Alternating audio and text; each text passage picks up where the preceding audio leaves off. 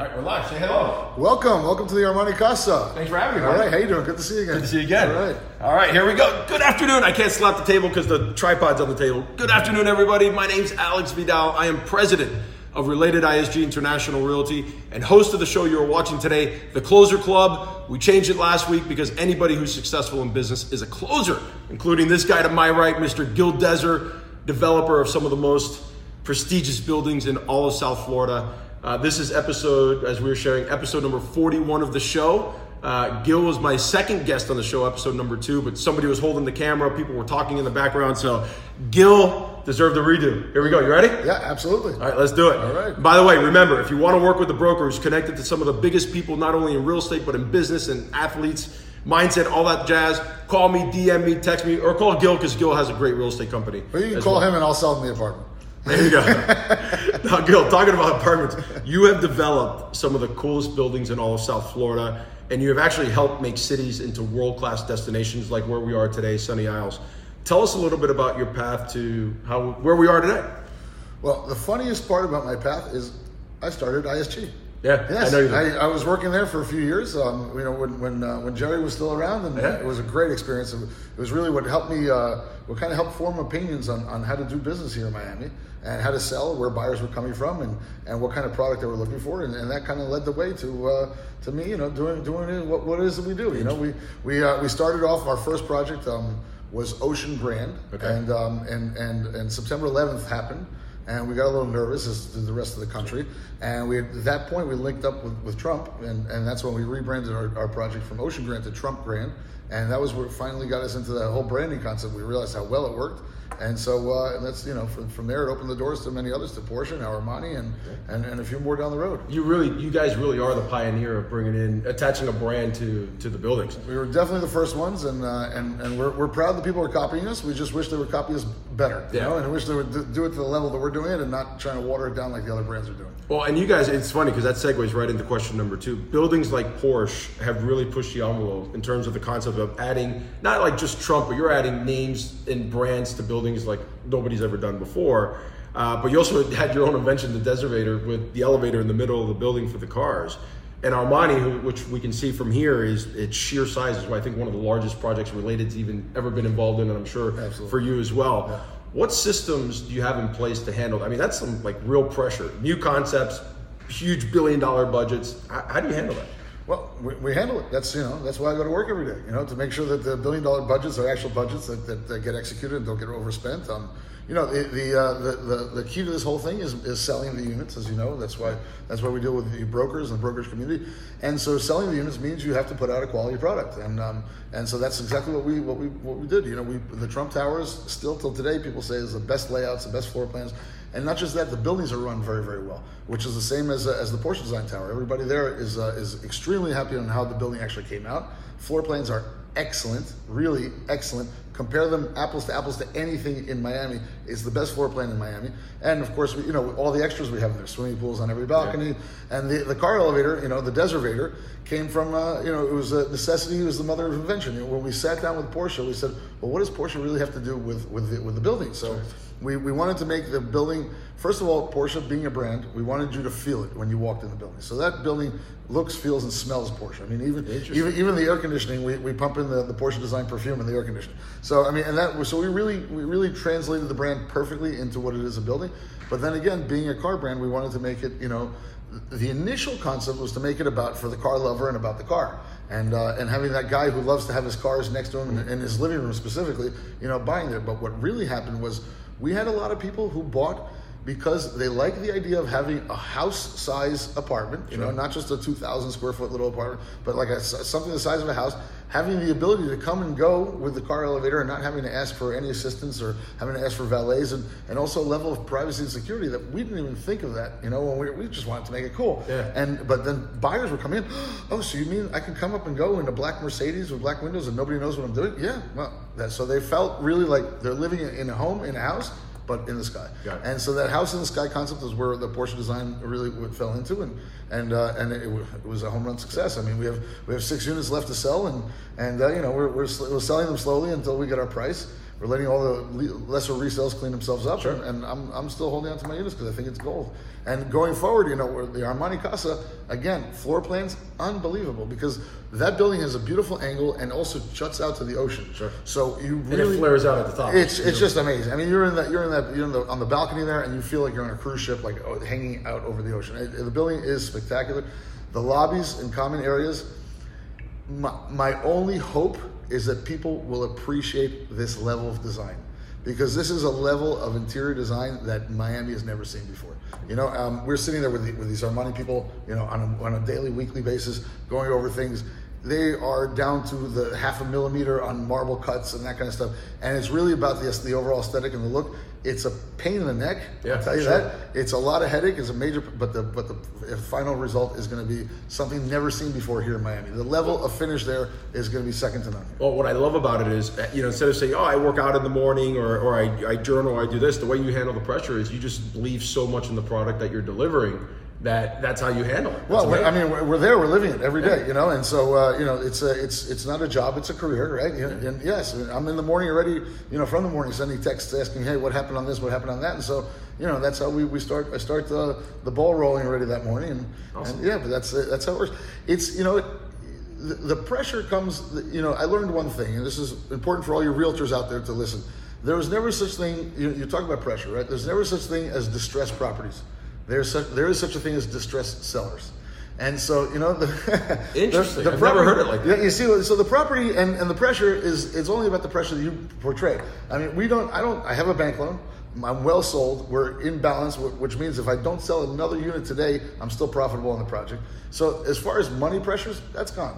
I mean, I just have to make sure that the building gets delivered as we said, and the budgets, make sure that we're hitting the budgets, which we do. We know how to do that very well. And of course the time, and not letting things get out of control, because a construction project can get out of control very, very quickly. Sure. If you're not like on top of it. And I can't just take credit for myself. I mean, Related is my partner there. They have great teams in place. JP is actually, Yeah. John Paul. I had him on a couple weeks ago. Yeah, he's an excellent guy, great guy to have as a partner, great guy to work with. And so he's handling a lot of the construction issues and stuff like that. We show up to the meetings and give our input. So, I mean, the project's running very, very well. But more important is the final product, because you know, you've seen other buildings that promote and do this great thing. It's going to be amazing, and you walk in and it's like, what the hell is this? Yeah, it's terrible. I don't want to mention names. No.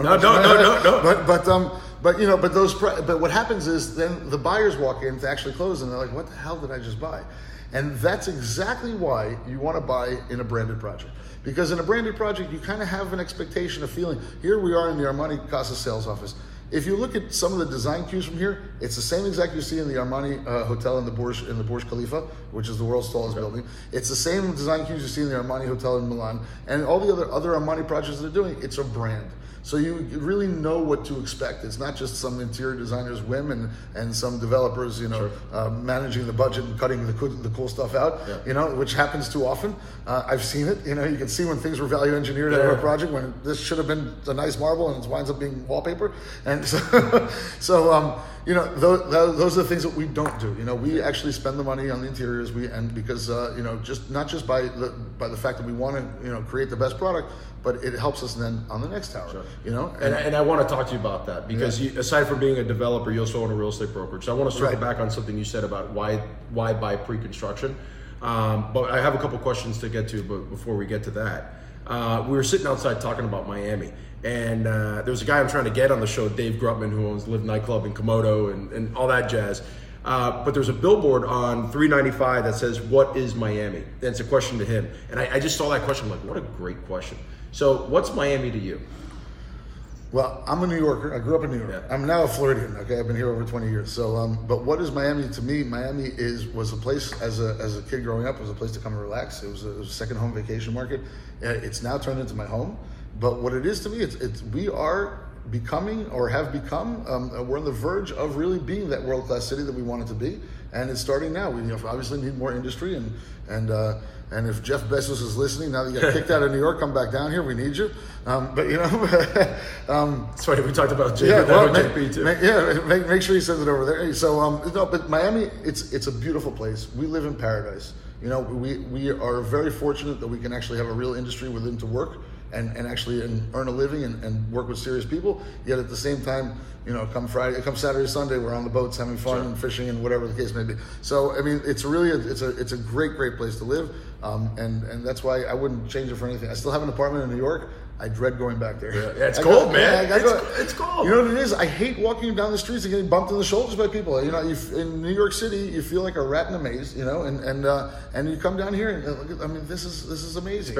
It's paradise here, and that's why. And those who haven't had a second home here yet, they just don't know any better. The way I see it, I can't understand a New Yorker who comes down here who sees all this kind of stuff, and the only reason not to buy is if you can't afford it. That's my issue. Interesting. I love that. If you can't afford it. Yeah. Now, talking about affording, this is one thing I love about Porsche Tower. I think Porsche Tower has one of the largest, if not the largest, concentration of billionaires in one tower, especially in South Florida.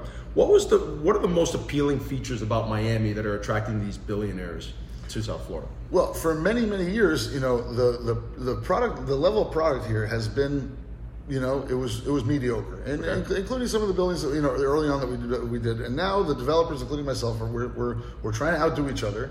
We're keep on stepping up the game, and that's now bringing the worldwide attention that we deserve. And so you're seeing buildings that are that amazing that you don't see them in some of the greatest markets, including New York and Hong Kong. And so people are taking notice to, okay, I can actually live in a place like this. And of course, Miami, like I said, lots of people want to come here, but up until maybe 10 years ago, there was almost there were no Ritz-Carltons here. There was the first one, we opened 15 years ago in Key Biscayne. So, and now you have Bal Harbour bookended with Ritz-Carlton, St. Regis, etc. You have the higher end hotels here, which bring the higher end guests.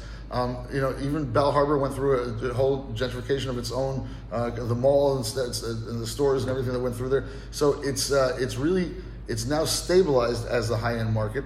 Faena helped and hurt at the same time by bringing in wealthy people who really wanted to make Miami their home. Hurt in a way that the product wasn't as promised, but that's a separate issue. But now at least those buyers came down here, and then they started snooping around and seeing other things. We actually had some buyers from Faena who bought at Porsche. And we asked them, well, why didn't you come here initially? They said, well, we didn't really know about Sunny Isles that well. So it's, again, about educating the buyers. Everybody thinks that South Beach is the place to be until they see other stuff. And deal with that traffic. and deal with that traffic. And they see that there's better places, better apartments at even half of the price per square foot kind of thing. So that's where we're starting to see. And then, of course, right now we're doing a heavy push on the New Yorkers because of the tax benefits to move down here. And so today you can work, by the phone. You have your camera, right? Because your whole business walks around with you. So it's one of those things where you can be anywhere, and better to claim residency here in Florida. Well, you know what I love about your answer was, and I've interviewed almost every developer in South Florida. I have a few more to go, including George Perez and David Martin and a few others. But pretty much across the board, everybody's answer has been, we have great weather, great tax climate, all that jazz. But you're the first one, again, this is number 42, you're the first one to talk about the quality of the product that's being built today is different than any other time in the history of development. Maybe because I'm the only one building it. I love that answer. I think the go-to for most people is, we don't have state income tax, and you can homestead your property, and there's this, and we have great weather, it's 80 degrees. That's the tail wagging the dog. Yeah. At the end of the day, people are buying these apartments to live in there, Yeah. Too many of these cool hotel chains forget that people go to the hotels to sleep in the beds. Yeah. They make the room too cool and do this and design, and when you get to actually just go to sleep, it's too uncomfortable. One of those things. These apartments are actually made for living in. And so when people come in here and they see the buildings and they see how we operate the building, and we really go and create that brochure, the lifestyle within the building itself. So that's one of the reasons why it's more than just selling the apartment, it's the actual lifestyle that we offer afterwards and executing on that. It's funny because my next question here is, what should every realtor be including in their elevator pitch to their clients about Miami? And is there anything aside from the tax climate and the weather and the quality of the product? I mean, we kind of really answered this question. Is there anything else that the realtor should be talking to their clients about? Well, I was on my boat this weekend with a client from New York. Okay. And all I had to do with him is I turned around and I said, "Look around. Can you do this in January or in February in New York?" And that's the answer right there. There you go. So we have the ability to my sisters still live there, and we were also discussing about our kids. My sisters live in Manhattan. They have to drive out to the Hamptons just to see some green space and have the kids run around. And here at I live on the beach. My backyard is the sand, and it's a great place that you could actually spend a lot of time outside. versus the different places up north where you're freezing cold all the time. You're indoors. There you go. You know. Now, how do you see Miami's evolved a lot and is going to evolve, and we have so much runway to go. How do you see the personality of Miami evolving, and what do you think that makes Miami look like in the next 5-10 years? Well, no, I have a longer term vision for Miami. It's not just 5-10 years. But 5-10 years we'll be doing what we're doing now. We're going to continue to grow and to build out, people will continue to come here. It comes in waves as we have problems in South America. The South Americans coming here to invest, and so we understand that that's a large part of the market. But at the same time, we are now, we still get tons of American tourists as well as the Europeans. The entire world is going through a little bit of a economic kind of, not downturn or recession, but like a little chilling right now. So when that cleans up, you're going to start seeing people come here. This is a resilient area that people will always love to come, and it's just getting better. Better restaurants, more things to do, and more fun stuff for everybody to go around. That's true. Yeah. You said you have a bigger vision. You have a longer vision. Do you mind sharing that? You don't have to. Well, no. This place will be. It eventually will be on par with or close to on par with New York City. Not for way of. I'm talking about real estate values on the high end, not necessarily the regular houses and stuff like that. And the reason for it is because the land is extremely scarce. There's almost no more oceanfront left. And of the oceanfront, I think I own about 80% of what's left in Miami-Dade County. We're still buying more. We just purchased 12 acres up in Palm Beach County. But there's no more oceanfront left. This is not Dubai, where we're building out islands in the middle of the ocean. So what's going to happen here is, if you're the last Coca-Cola in the desert, what happens to the price? Yeah. So from there, it's from there. That's what's going to happen here on the oceanfront pricing, and we're gonna really become close to. You're never going to not yet to the 5,000, 10,000 square foot of New York, but we're going to get close to there because of the scarcity, and the demand will continue to be strong. And the unfortunate case that we've seen in everything is the demand is always stronger once the building's there. Yeah. We were trying to sell the 130 units of Porsche over the 4 years of pre-construction, and then when we opened the building, we got even more of those billionaires who we didn't market to, who they actually were waiting to come see the building and then saw it and fell in love. We had a lot of guys double down and buy a second unit for the family when they saw the building. So that's it's a pat on the back, meaning that the product itself that we delivered was better than everybody expected to. A lot of naysayers about the Desert Raider, it's not going to work, you're going to get stuck, da-da-da. To date, the elevator has been running for 2 years. We had not one single operational shutdown. Knock on wood. Wow. But not one single operational shutdown. We've of course shut it down for maintenance and that kind of stuff, scheduled stuff.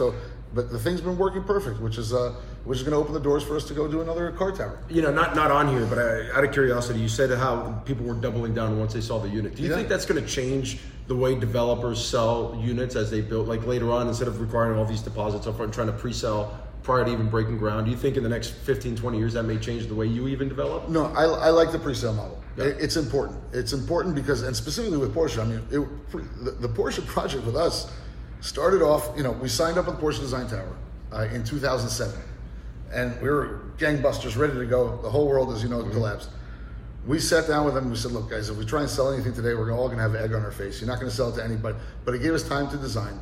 And we came, and then we hit the right market. We said, and now we started to sell in 2011. It was still, the crisis was kind of going up. Coming out of it. Yeah. So we said, let's go to people who are not financially sensitive. The guys were not looking for a mortgage. The guys were not worried about the down payment and how much, etc. So we came up with these huge units, starting at $4.5 million. There's no other building in Miami, anywhere in this entire town, that says that the least expensive unit went for 4.5 and up in a building. Nobody, even the Faena had smaller units and whatnot. So we really put together something very, very special here, especially for Miami, for Sunny Isles. The mayor loves us that we really helped put the city on the map. Absolutely. Yeah, and so it's those kind of things that keep us motivated to keep on going. Now, one last question on Miami, or two last questions actually, but one is it's a very simple question because I asked this to everybody who's been on the show that's in the real estate game. What age would you give Miami? If you were to compare it to like New York or Chicago or LA, if you were to give Miami an age, what would you give it? I would say we are in our late 20s. There you go. Yes. Boom. Everybody keeps saying that. Is that right? Really? And I've literally asked. There's at least. I don't want to miss anybody. Dora Puig, Alicia Severa, Mila Aguilar from Swire, Ryan Shear from PMG, Kieran Bowers from Swire, Louis Birdman. Obviously 1000. Ryan Shear's still in his late 20s. And he's in his 30s. Love you, Ryan. Oh man, and I know there's others that I'm forgetting, but Mayor Francis Suarez, same thing. Right. Everybody's He's saying, also in his late 20s. Yeah, he's 41. He's my age. I'm kidding. You know, it's awesome though because everybody's saying that we're in that 20 to 30 range. Actually, Alicia Severa said it's like a woman in her 30s, still young and sexy, and it was like, man, that was a great age. Well, let me explain my answer. Why? Please. Okay. All right. So, late 20s. What is late 20s? You know, you finished college, right? Yeah. So you have a little bit of an education, but you're not exactly taking your job too seriously yet because you have no responsibilities to the outside world yet. So we're in the late 20s where the responsibilities are going to come because now we're still in that growing phase, but we're going to have to start, becoming contributing back and not just taking from, and so that's kind of where and as we grow and as we mature, that's when the city is going to go. But as of right now, until we're completely built out, I don't see a maturity happening. And so it's exciting. Yeah, very sure, exciting, yeah. especially for you with all the land. We get to say we're the parents. Yeah, that's right, absolutely. Now, last question regarding real estate. You're not only a developer, but you also own Desert Platinum Realty, which happens to be another great real estate company out there. What advice and tips are you giving your realtors? Like when you have your meetings with your specific group, what tips are you giving them on on how to sell the under construction? There's no real pre-construction right now; it's all under construction or just finished buildings like Porsche or Armani that's going to be done soon. I learned from when I first started this career in this business. I learned from one of Trump's sales associates. Okay. And her name was Susan St. James. Very, very nice woman. Excellent woman. And she said to me something that stuck in my head forever. The answer is, and it's so true because now that we've been doing this long enough, we can look back. The answer is, if you think it's expensive now, just wait. Okay? Anybody who sits here and tries to play the market timing guy and tries to be better than us and better than everybody else and tries to be the smartest person in the world, those are the guys who never buy anything or lose out. Those vulture type people. I don't want to use any specific brokers' names. That was enough right there. Yeah, right. But like if your name is something vulture, and what kind of client are you going to get? Right, you're going to get that analytical client who's just going to analyze and never buy anything. And so it's great. There's people like that in the world, but if a lot of this has to be a part of an emotional purchase, which is what I try and get the realtors to understand. This is really, you're not selling a chip, you're not selling a widget, you're selling homes. People they wake up, imagine them having coffee in their apartment, and you put yourself in the picture of how people will be living. You're selling actual homes where people will live, and it's not about, what's going to happen to the market tomorrow, what's going to happen. You have to sell them based on the merits of the project. The floor plan is excellent. It fits what you need. It has the right amount of bedrooms. Everybody thinks, do I need the fourth bedroom, the third bedroom? You gotta, as a salesman, be a little bit of a salesman. For too long, the brokers have been order takers. Yeah. And just saying, okay, would you like fries with that? And so I would say, hey, you gotta help them, put them into the picture. Yeah, you think you need an extra fourth bedroom, but there's a hotel next door. So for the 1 week a year, you're gonna need it. Put your extra guests or your extra in-laws or whatever into that hotel. So those are the things that we, sometimes you need to help them. I had a guy come to me the other day and he says, my family has a place over this place and over here, and I come down here all the time, and I'm finally ready to buy, but I don't know if I want to spend 3 months a year here. I said, but it's not like that. You buy here, and then you start coming down, and you start making more friends, and you start feeling more comfortable, and you don't start from 0 to 3 months. You go a little bit at a time, and all of a sudden, before you know it, you're like, who the hell? The guy was from New Jersey. Like, who the hell wants to live in New Jersey anymore? Yeah. And that's kind of what I've seen happen. And it's about getting used to Miami. And so I think brokers today are pushing too much. It's price per square foot, and this one here, and that one there, and if you have that analytical client, fine. And of course, that information is important. Sure. But you get what you pay for in this world, And if you're buying a Honda and you're wondering why it doesn't have massage seats versus the Rolls Royce that your friend is driving, you got to figure that out. Why? It's everything is you get what you pay for. And here's the best part: a good realtor will understand that you can buy a Rolls Royce at a Mercedes price and know where to take you. And that's what the better realtors do. And they find out that there's projects that are selling even for double what we're selling for here at Armani.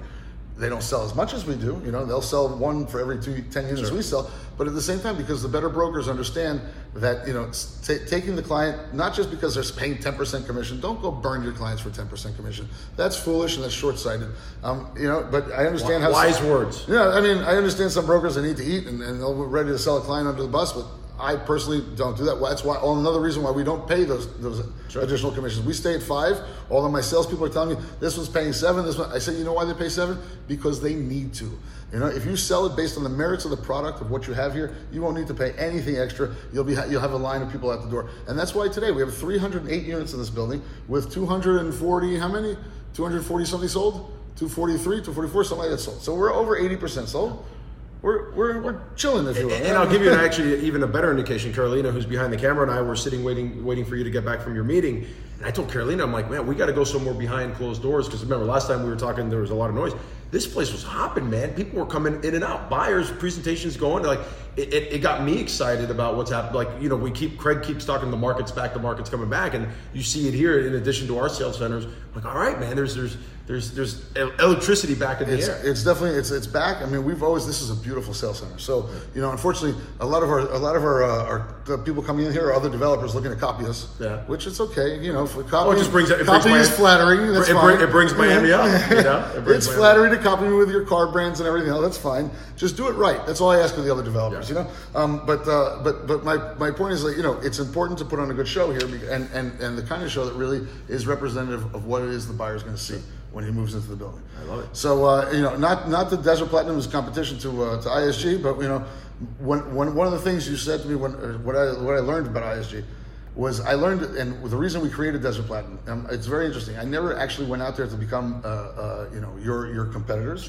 or anything like that. But what I always got jealous of, and I take my hat off to Edgardo Di Fortuna and to ISG also, was that, you know, these guys had these. You guys, your people, your soldiers on the street, that you're able to open up a project and get it out to thousands of soldiers right away and go make sales and sell. So, and that was what we were missing. We were always kind of begging you guys to come sell us, and without giving you the listing of the whole project, you had your other people that you had to sell for. So I said to Sebastian, I said, hey, let's start our own little gig here, and we started with 10 agents, and now we have 107 agents already signed up. Yeah, and it's working. It's working. I mean, we do things that specifically for our projects. If they sell on our projects, they get 100% commission. Got it. So those are the little. Are you recruiting on my show? No. No, I'm just saying. Okay, it's all good, I'm just saying you should be paying 100% commission on my projects too. So. No, but you know, those kind of things we're working on, and so, you know, it's been a help, and it's as we learn the market and as we learn how things are getting done. I've been doing this now 20 years already now, 21 years already. How old are you? I'm 43. I'm gonna be 44 next week. Shit, we've been doing this for a long time. Pardon my language out there. No, it's okay. But you don't realize it until you take stock and you look and you see we have 10 buildings completed and over $4.5 billion done, and so, you know, I guess we're doing something right. Well, you're right though. As a brokerage, and you know, it's a fine line, right? Because Related and ISG are the owners of our company, and we're a general real estate company, and we have to be profitable and do well. And at the same time, there's a reason why Related and ISG own our company, which is to help promote their product. So we've been discussing different ideas similar to what you have in terms of really helping in this first 2 quarters of the year to help promote, whether it's Muse or Echo Brickell or Brickell City Center or W, things similar to that. Yeah. Last question: book, podcast, or TED Talk recommendation for the audience? One or none, whatever. Book. I'm not much of a great reader. Okay, that's fine. I do audiobooks only. Okay. Podcast, I don't even know how to download one. I listened to one once. TED Talk. We have one of our owners at Porsche who gave a hell of a TED Talk. Okay. And, you know, you always find things interesting that you know nothing about. Okay. One thing I learned about myself in my 20-year career is I am a terrible manager of people. Terrible manager of people. We have our own HR department, let them manage. I'm kind of a big picture visionary. I also get into the details on how things should be executed, but I tell somebody to do something, and fortunately I have great people who work for me that they don't need further instruction. But when they do, I'm a terrible manager of people. And so we had an owner at Porsche Design. His name is Bob Davis. Very impressive individual. Okay. And he gave a TED Talk. And if you Google him, listen to his TED Talk. It's all about management, motivating people, keeping them doing their job right. And I learned a lot from him and from his TED Talk. And it still didn't make me a better manager. I learned that I was a bad manager. There you go. You know, so and that's okay. I learned that I do everything wrong, and I also learned that there are people who know how to do it right and don't try and be everything to everybody. So you know, I have my managers in place, and as long as they take my direction, everything works fine. There you go. Yeah. Gil, thank you so much. Okay. I appreciate it. My pleasure. That was number 2, much better than the first time. Okay, good. A lot more information, a little bit longer. Thank you guys for watching. If you love this video, like it, love it, share it. Let your customers know what's happening in South Florida. Gil, I'm going to go behind the camera. Any parting words? That's it. Bring us customers. We pay commissions. There you go.